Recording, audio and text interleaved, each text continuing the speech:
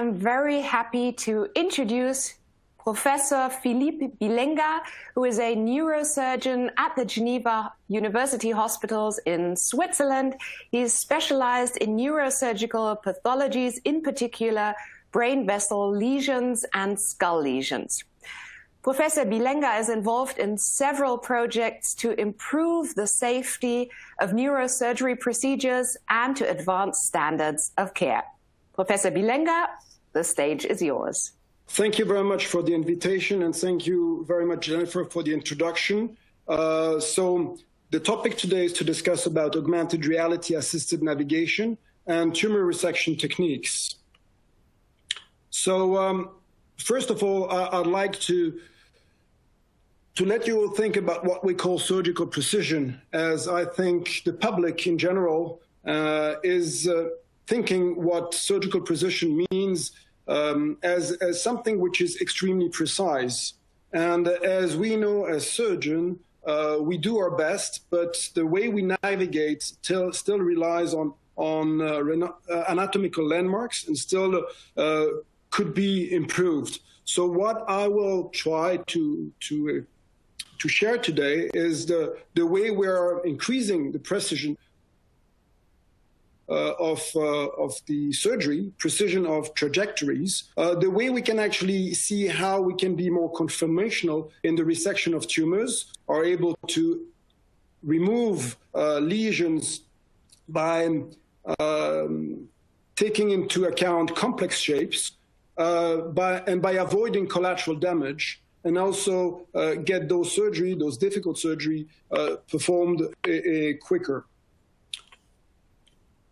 So in neuro-oncology, currently, if we look at the literature, we all agree that the aim is to do a maximum safe resection. Maximum safe resection means that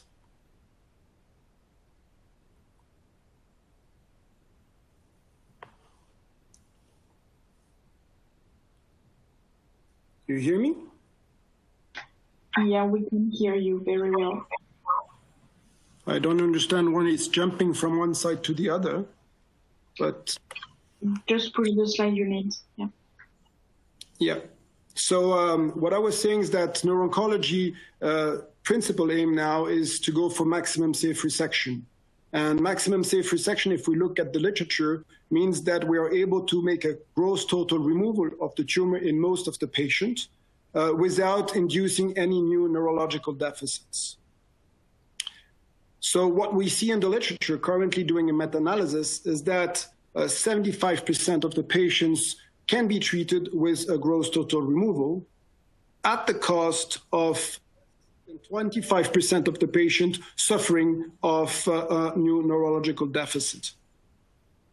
And this despite working in eloquent areas. So to achieve those aims, we first need to identify the lesion. And nowadays we have multiple ways to investigate patients to actually correctly identify the lesion, identify the surrounding of that lesion, and we need to understand the biology behind the lesions, because this gives us a lot of information on where the tumor started and how it is extending. And this will give us a lot of information regarding how to actually intervene and what would be the best surgical approach. Finally, we need also to know the anatomy and to see if we can take benefit of particular specificities according to location, and then use a special technique to reduce the damage to the tissue. When integrating all those information, we can actually nowadays use navigation tools to plan the surgery and elaborate case-specific strategies. And then we can, during interventions, be assisted by different tools, navigation, fluorescence, echography. So all those tools can be integrated and allow us to perform a more precise intervention. And at the end, I think it's extremely important that we always perform an imaging to actually make a rigorous quality check. So the tools we have nowadays are imaging. So here we have CT scan, we have MRI, we have angiography, we have ultrasound, we have transcranial magnetic stimulation. I like CT scan because CT scan is giving a high resolution and has no artifacts, deformation artifacts. And we use that as a primary tool to actually acquire the overall shape of the patient head. And then we merge all those different modalities to this first imaging. So how can we integrate all the information is by using 3D imaging technology, meaning that we have slices, and those slices should be acquired with specific protocols so that they're not overlapping and so that they're continuous and can be reconstructed to actually give a 3D representation. Now we can have different modalities acquired using the same specifications, and then we can imagine that all those information can be fused in one single 3D reference data frame.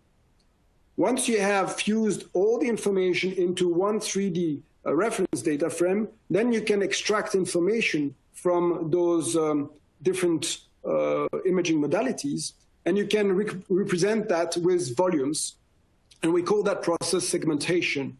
So you can actually transfer those 3D images into a series of 3D objects that can be projected in a 3D environment. So currently, the way you do that is by displaying the information on a computer screen, where you can display it as orthogonal slices, axial, coronal, or sagittal, or you can represent a 3D volumetric rendering that you can turn and observe. There are new tools coming on the market, and we very recently tried out the mixed reality glasses. You can see here a representation of an operation and of a brain we prepared to actually look at the infrastructure, at all the structures in 3D, and we can actually change over that mixed reality volume. Regarding the surgery, we have different surgical assistant tools. The first one, and the most obvious one, is the microscope, which allows magnification. This microscope can also allow fluorescence, and you can then see fluorescent objects. So typically we give 5-ALA to patients, and the tumor is getting fluorescent, and we can see the tumor and distinguish from the normal tissue. We can also use neuromonitoring, meaning that we're stimulating the brain and looking at the reaction of the brain to those stimulations, or we can stimulate the patient and look at the electrocardiography or the EEG of that specific patient. We can also add the stimulation on our working tool, the aspiration or the ultrasonic aspirator, and then we can actually stimulate while we work. And this allows us to have a functional assessment of the patient while we operate. Finally, the microscope itself can be navigated, and we can actually project on the screen the projection of the imaging according to the magnification and the orientation of the microscope. And we can calculate and display in the ocular of the microscope shapes representing the volume of the tumor or the volume of different objects we decided to project. And we can integrate all that information and display it into the binocular of the surgeon, so we can have a cockpit where he can actually integrate all the information without the requirement to look outside of the operating field. To assist now the control, we are able to work in hybrid rooms, meaning that we can do imaging guided surgery.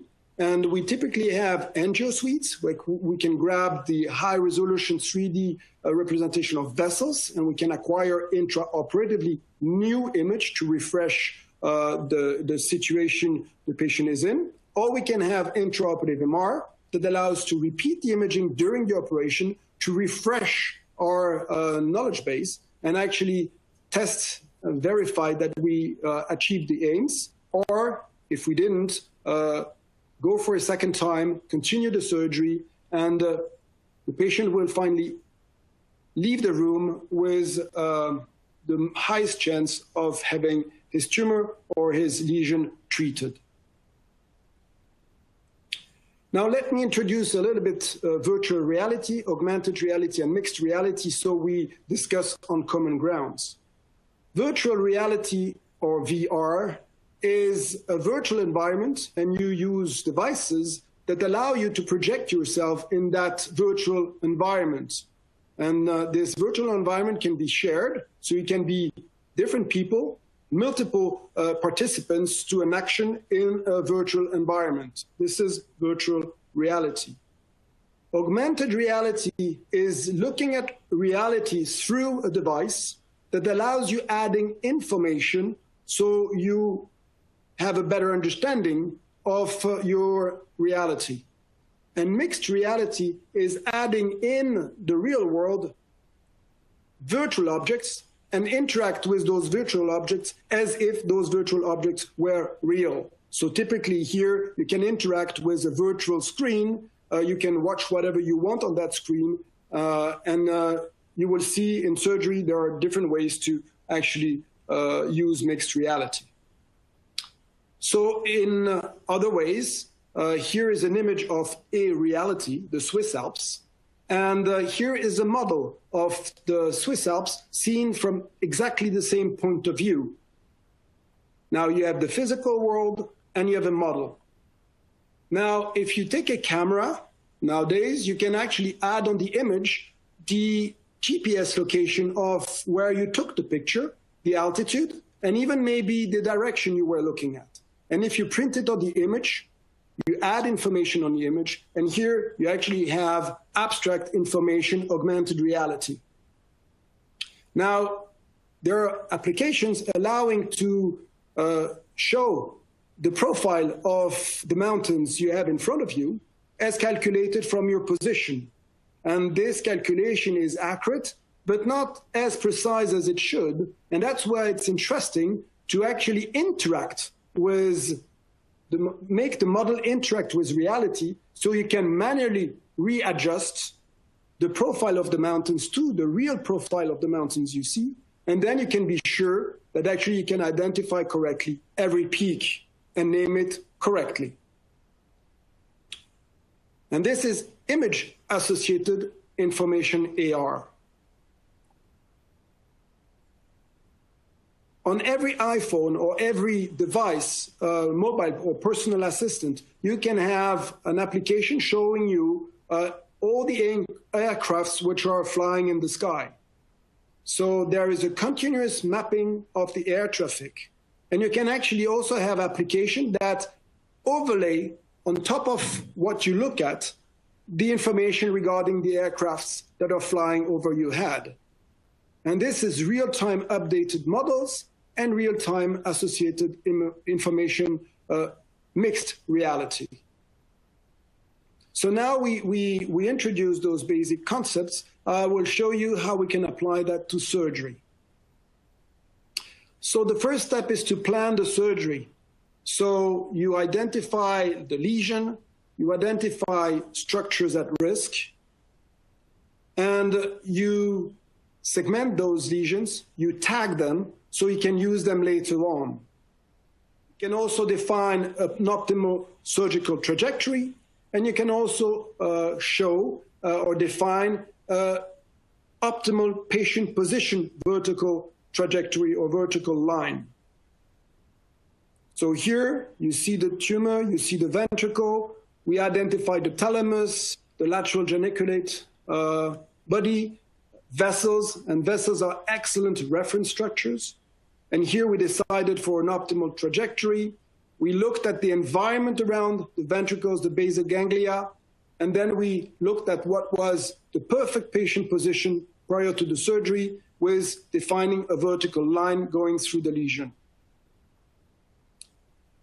Here are the places where we're going to register the patient. So we use those places because the skin is the thinnest and the skin is moving at the least. So this allows us as good as possible registration of the patient. And then once the patient is registered, the microscope is calibrated, we can actually verify the accuracy by projecting the virtual mask of the skin of the patient over the real patient face. And this allows checking and eventually correcting by readjusting the virtual image on top of the real face. We can even have a grab of the z-axis of the depth by scanning up and down the patient head. Julien Emily and some of our students did a study to actually assess the precision of the navigation and the precision of this augmented reality improved navigation. And we could see that augmented reality allows to increase by a factor of 3.5 the accuracy. And we saw that it's extremely important to repeat the accuracy check. And people that actually registered regularly achieved precisions which are below 1 millimeter. It's also important because the fact that you can see the differences or the mismatches increases the confidence of the surgeon in the tool. Now, once we checked the alignment of the navigation between the model and the patient, before we drape the patient, we already acquire some confidence. Now, once the patient is draped, before we do the craniotomy, we use the bone, we use the skull and landmarks on the skull to readjust the navigation if needed. So here we can use sutures. In particular here, the orbitozygomatic suture. We can use the sutures at the pterion, the asterion, the bregma, or we can even use irregularity of the bone or transdiploic veins. And this allows, prior to the craniotomy, to perform a very, very accurate registration again. Now, once you did the craniotomy and you open the dura, you have access to the surface vessels. And surface vessels are extremely good signature structure, meaning structures that have a unique shape and allows a very accurate identification of where you are and readjustment. Here you see the model of the vessels, the brain and the tumor, and you can see that there is a vessel which has a very particular shape, and you can see that this, in the middle image, this vessel is slightly besides the model, and you can here again readjust to actually have a perfect adjustment of the navigation and a very precise knowledge of where you're looking at. So now you know where you are precisely, you can adjust your microscope so to be parallel to one edge of the tumor. And here we decided we would start on the temporal most anterior part of the lesion. And you can see here how we align the microscope on the edge of the tumor and how we can actually start a dissection following that edge. And here you see with and without the augmented reality, how well you can actually differentiate the normal white substance from the tumor. And sometimes this is very difficult to distinguish, but the fact that you know where to look at improves the ability to actually distinguish this difference between the normal and the pathological tissue. The other way to distinguish the normal from the pathological tissue is to use, in glioma, for example, 5-ALA, where the tumor tissue is going to be fluorescent. And here you can see that by switching to the fluorescence, we are able to see the edges between the tumor and the normal tissue. Now we proceed through the surgery, removing the tumor, and we know that at some point in the depths, we might encounter structure at risk. Here is the lateral geniculate body and the basal ganglia. And we know that the reference we're going to have here are the ventricles. We know that we're going to have access to the ventricles. We know that it's soon going to be the ventricles.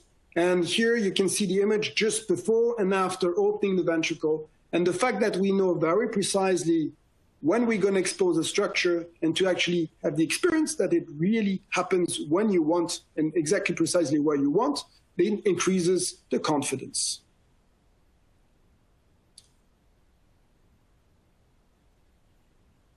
Now, what we do during the operation is switching from one to the other technique, as we can see here.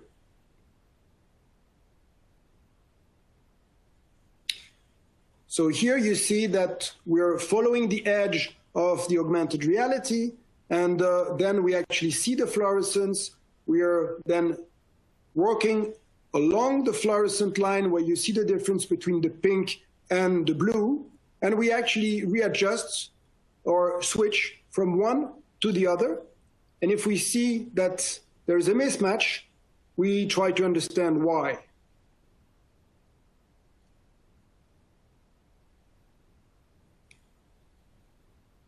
Once we removed most of the tumor, or once we think we removed completely the tumor, we actually scan the whole volume of the resection cavity to see if it matches the augmented reality projection of the object.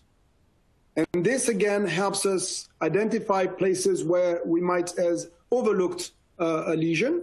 And then we can also switch to the fluorescence to verify if there is any fluorescent parts remaining. And here it's very important to actually suck a little bit on the surface again, because drying of the tissue or exposition to lights for too long might bleach and reduce the fluorescence. So it's extremely important to actually verify by sucking a little bit of the surface to actually see if there is no fluorescence behind. And this is an example here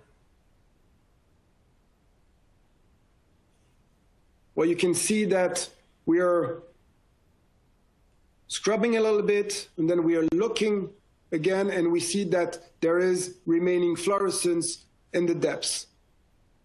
We usually like to dissect with the bipolar in the suction for the edge of the tumor, and we usually like to use the ultrasonic dissector for all the end of the surgery and everything where we want to remove big bulks of pathological matter.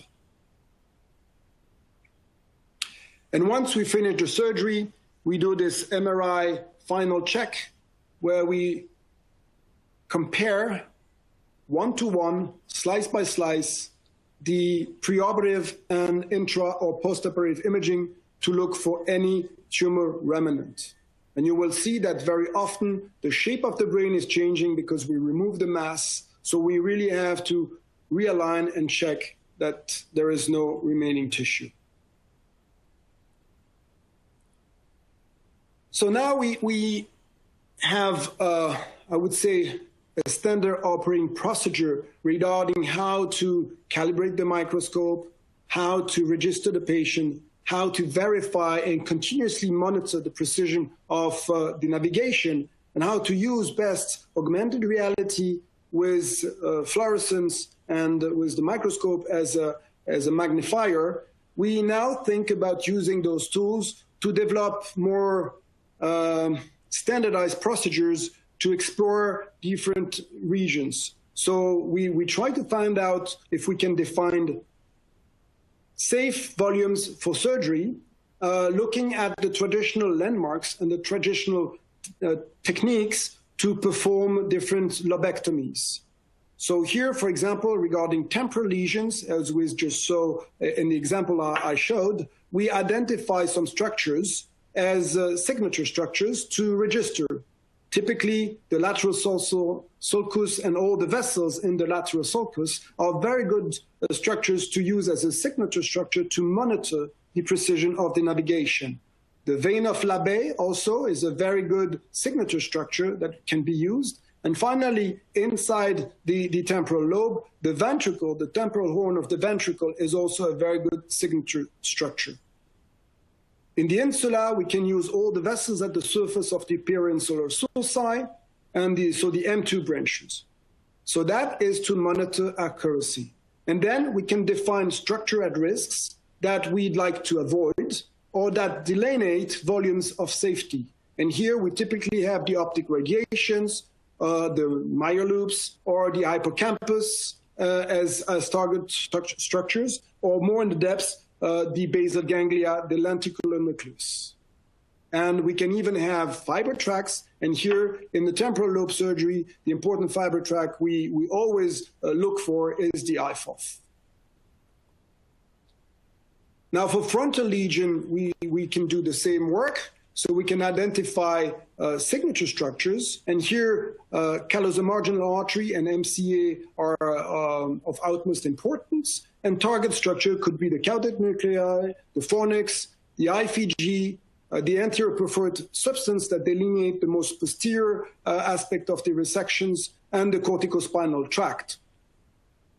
So to give you some illustrations, here is a case where we had a tumor which is located just in front of the motor cortex, and we identified veins on the surface in violet, and below the veins we actually had the tumor, and we oriented the microscope, we orient the work to be parallel to the corticospinal tract, going from the motor cortex down to the peduncle. And we can see the peduncle with the projection of the brainstem. And I usually like to have always the brainstem projected in my augmented reality to actually see the vertical position of the head and to identify where the peduncles are going to be, to have a kind of a projection from top to down to represent myself where the corticospinal tract is.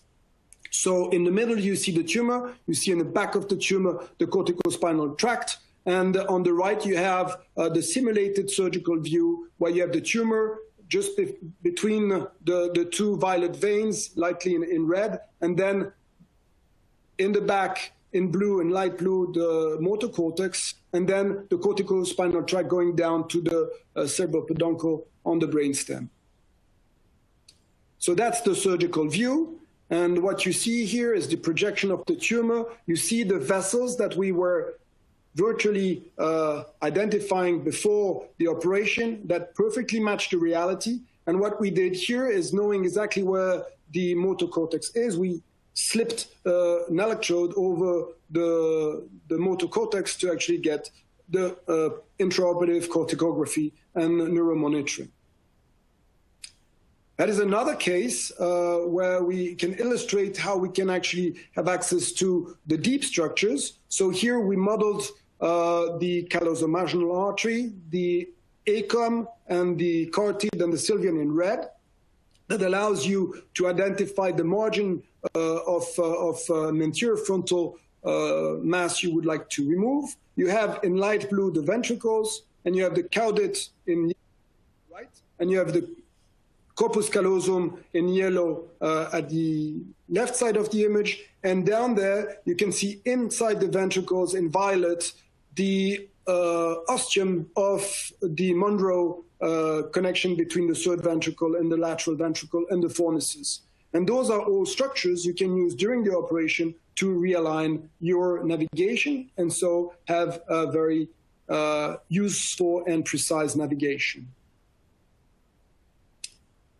For parietal lesions, again, we can define a safe entry zone for the corticotomy, and then you can define a safe volume of work using signature structures, which are sulci or gyri or vessels, and then have target structure like the post-central gyrus, the Heschel gyrus, and fiber tracts like the arcuate fasciculus and superior longitudinal fasciculus 3.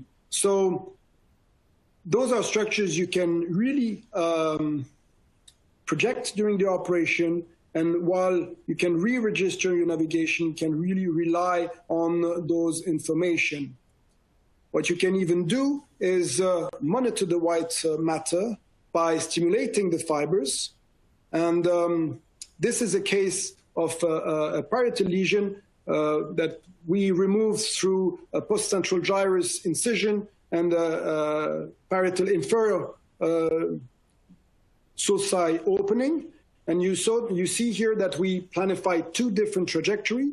The yellow trajectory is for the anterior part of the tumor, and the green trajectory is for the posterior part of the lesion. So here, what we do is we model the surgery, we simulate the surgery, we, in violet, segmented the parieto-occipital sulci to have a landmark on that structure that we use as a boundary. Then you have in green in the back the brainstem, the ventricles, and the fiber tracts. And you see that we have the optic radiations that are pushed laterally by the mass. And you see that you have the forceps. So, hello again. It seems that we have lost Professor Bijlenga, that he, right at the end, lost his connection once more. We're very happy that we got this far with the connection. Let me just check to see if we can get him back. Yes, I'm back. I don't know. I was disconnected at the conclusion. Okay, so, perfect. Right. So as a conclusion, I would say that those tools allow us to better know where we have to look at and find a needle in a hay, which we won't be able to find without. And this requires training and skills. And I think we're just following on the same path pilots did when they were starting to fly in clouds and going now to what they call category 4 landing, where actually everything is automated. And that's the view a pilot has in category 4, meaning that he doesn't see anything just before 1 second touching ground. So I think that those are things we have to learn from them, and we have to be used to train for. And now we use those techniques, and we analyze that for our last 18 cases in Geneva.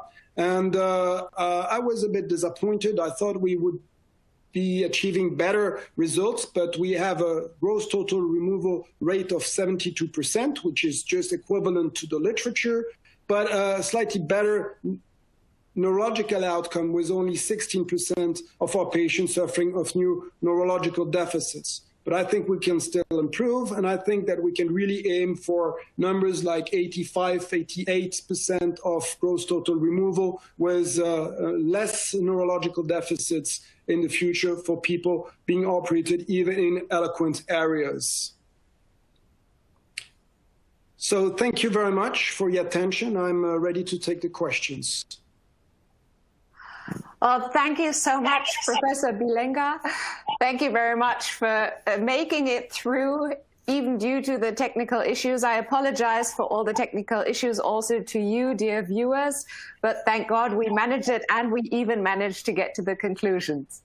So before we move to the questions, I just want to highlight once more the Leica technologies that can support tumor procedures.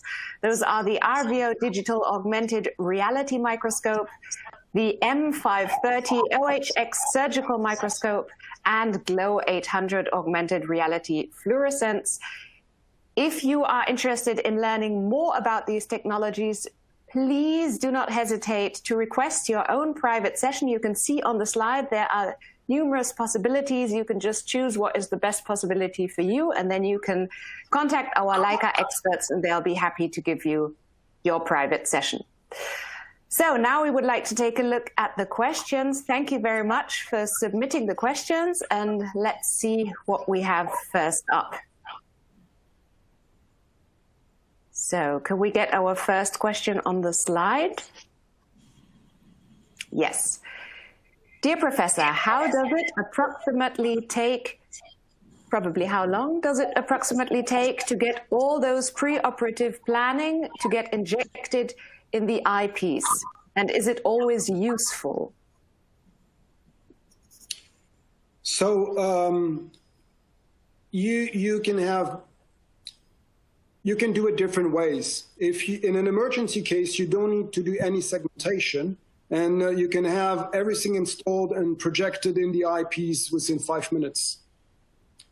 Now, it's in our team, it's a part of the teaching to go through the whole process. So we actually simulate the surgery with the trainees, and they actually have the role of integrating the information and designing all the volumes. And that's part of their training to actually have a good understanding of the anatomy and simulate the surgery. And that's a good way to also brief about the way we're going to do the surgery. So depending on the cases, it takes between 10 minutes and an hour. And we take that really as a training. If I operate by myself, doing the whole preparation can be done very quickly using automated tool, and I usually take not more than 15, 20 minutes, even for a complex case. Now, is it always useful? Is it always necessary? I think that those kinds of technology run well because you're used to use them on a daily basis. So we do all our cases with, and I would say that even so you might not use it, or you might think it's not useful, you end up finding a way that it's useful. So it's, I would say, really as having a GPS in your car. If you don't have it, you might lose yourself. You don't need to prepare yourself. You just jump in the car, you go, and the GPS is going to tell you the best route. And I must say, if well handled, it's extremely robust and reliable. Well, thank you very much.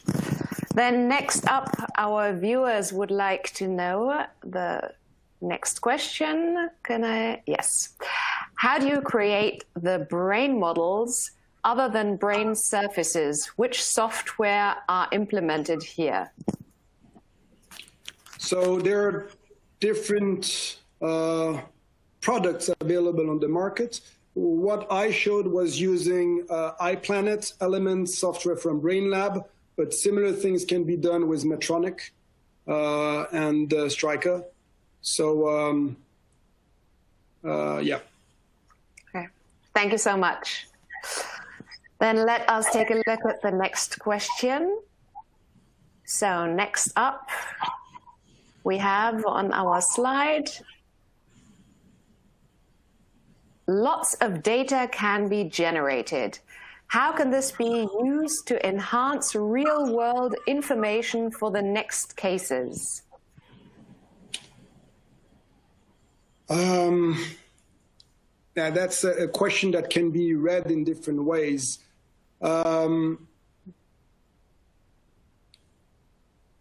There are lots of data, and showing all the data at the same time is actually an issue because you don't understand anything anymore. So you need to organize that the data is displayed by groups or by objects, and you need to reduce the information to something you can use. So you prepare a lot of data, but while you work on, you display as little data as required, and you need to think about a sequence during your operation where you display just the required information. So that's one way to look at the question and address it. The other way is actually what people do in radio-oncology, is that they're generating a lot of data and they're actually storing that data in a structured way in a database, so that actually all the planning is from different hospitals and for different cases are integrated into a same data bank. And then on that data, you also add the outcome data, and then you can use that data through artificial intelligence to actually design what are the best strategies to be used for specific diseases. So those are concepts of virtual physiological human, of what we call in silico medicine, where we can actually record very precisely what has been done, select similar cases to one specific case, and decide which is the best strategy to apply to that specific case using the shared experience of all. But that requires infrastructure that are not yet available in neurosurgery. Okay, thank you very much. I just now had a couple of issues, so hopefully I'll be able to see the next question. Can we have the next question on the slide? Yes, okay. Dear Professor Bijlenga, thank you for this useful presentation. Are all those available AR, VR tools compensating brain shift? The very simple answer is yes. The fact that you can use augmented reality allows you to compensate for brain shift as long as you have a signature structure or a reference structure visible in your visual field. And that you prepared for it, meaning that you either segmented the object prior to the surgery or you have an image available showing that structure while you operate. So you can re-register anytime during the surgery. And the third information I can give is that in my experience, the brain tissue is relatively rigid, also elastic, but relatively rigid, so that actually into a microscope visual field, you can consider it as a rigid object, meaning that if you have one signature structure in your operating field, the accuracy of the other side of the operating field is going to be very, very accurate, as long as you're always into the same organ. So if you look at bone and you look at brain, then you have to consider the bone as a rigid object, the brain as a rigid object, but it's true that the brain relative to the bone might be moving. So there are some things that you need to be trained, but yes, you can virtually compensate brain shift everywhere in the skull.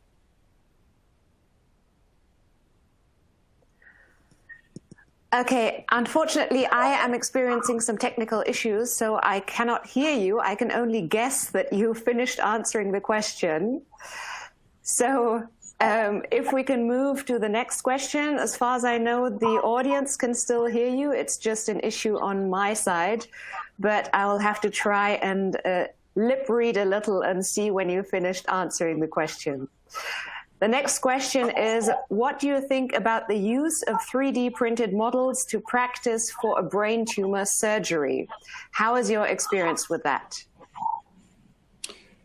I think it's extremely interesting because in the virtual environment, you can simulate a lot, but you cannot simulate the texture. You cannot simulate the handling of. So if you want to train on the surgery with your hands and with your eyes, you have and you still need to work on printed models. And there are printed models in hard, printed models in soft tissues. And I think now you can really even suture very small vessels for bypass training. So those models are extremely important and they represent fairly well the reality.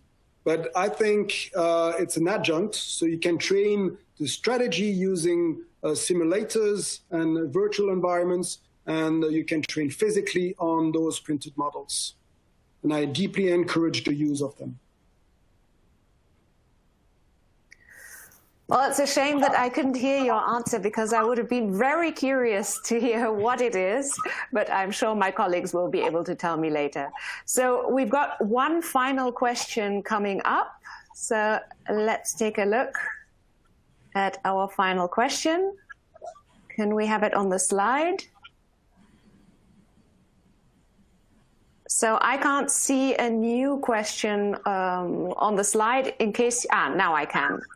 So our final question, don't you think we are still missing AR or VR information like nerves detections, Broca area?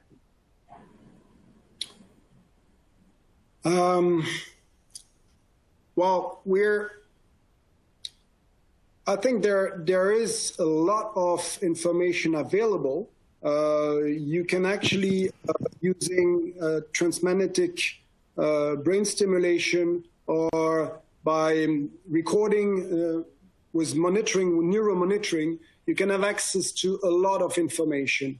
It's true that nerves are difficult to see on the imaging. They're usually very small. The fourth nerve is extremely difficult to see, but using the proper sequences, and I think about CIS sequences, CISS sequences, you can reveal them. Now, it's tedious to segment those lesions. So I have a few students that spend hours segmenting the facial nerve prior to the surgery, and they remember it.